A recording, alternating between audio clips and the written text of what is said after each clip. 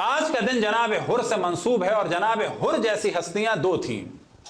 ایک جناب حر تھے کربلا میں، ایک کون تھا؟ عمر سعد۔ یہ دونوں ایک قسم کے آدمی تھے، دونوں امتحان میں مبتلا تھے، دونوں پریشان تھے، دونوں حق اور باطل کو جانتے تھے۔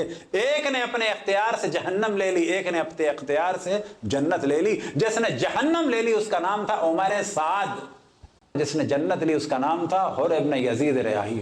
یہ دونوں کے دونوں جانتے تھے امام حسین کو، یہ دونوں کے دونوں جانتے تھے آخرت کو، یہ دونوں کے دونوں جانتے تھے دنیا کو۔ معمولی لوگ نہیں تھے یہ۔ عمر سعد کو اپوائنٹ کیا گیا تھا ایز اے تہران کے گورنر کے طور پہ، لیکن جب امام حسین علیہ السلام کے آنے کا علم ہوا تو عبید اللہ ابن زیاد ملعون نے کہا کہ پہلے یہ والا معاملہ لمٹاؤ، پھر میں تم کو وہاں پر بھیجوں گا۔ عمر سعد یہ جانتا تھا کہ اگر میں نے حسین کو قتل کیا تو آخرت خراب ہو جائے گی۔ عمر سعد یہ چاہتا تھا کہ امام حسین نکل جائیں۔ عمر سعد نے جھوٹ بولا ایک دفعہ اور داستان بنائی کہ حسین ابن علی کو یزید کے پاس بھیج دو، وہ کہہ رہے ہیں کہ میں یزید کے پاس چلا جاؤں، وہاں جا کے بیعت کروں۔ یہ داستان اس نے بنائی کس لیے؟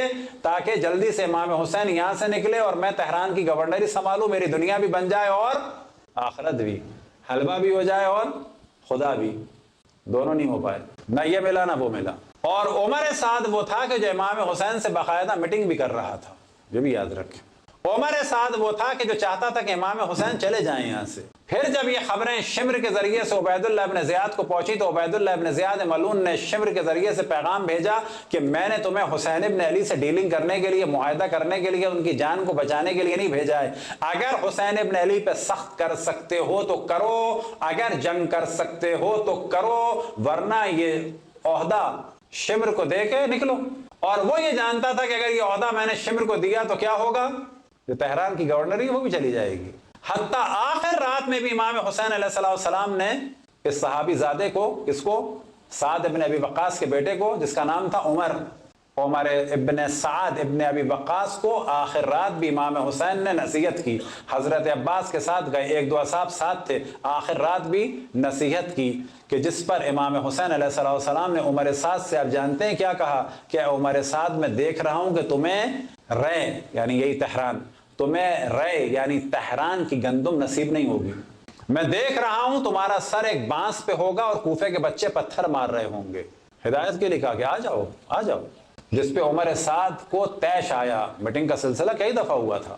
عمر سعد کو طیش آیا کہ اس جملے پہ کہ امام نے فرمایا کہ میں دیکھ رہا ہوں کہ تمہیں تہران کی گندم نصیب نہیں ہوگی، تو جس پہ عمر سعد نے امام کی توہین کی اور کیا جملہ کہا کہ اگر تہران کی گندم نصیب نہیں ہوگی تو کیا ہوا، جو تو نصیب ہوگا، کیونکہ جو پس چیز مانی جاتی تھی۔ گندم نہیں ملا تو نہ ملا تو کیا ہوا، جو تو ملے گا۔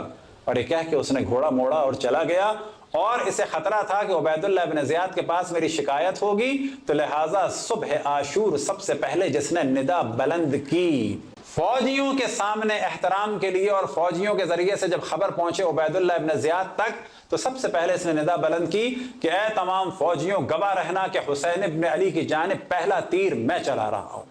اور جب اس نے پہلا تیر چلایا تو اس کے احترام میں کئی ہزار تیر چلے، اور اسی تیر چلانے کو کہا جاتا ہے صبح عاشور حملہ اولا، جس میں امام حسین کے بہت زیادہ صحابی شہید ہوئے۔ یہ پہلا تیر چلایا تھا صحابی زادے نے، کون؟ عمر ابن سعد ابن ابی وقاص۔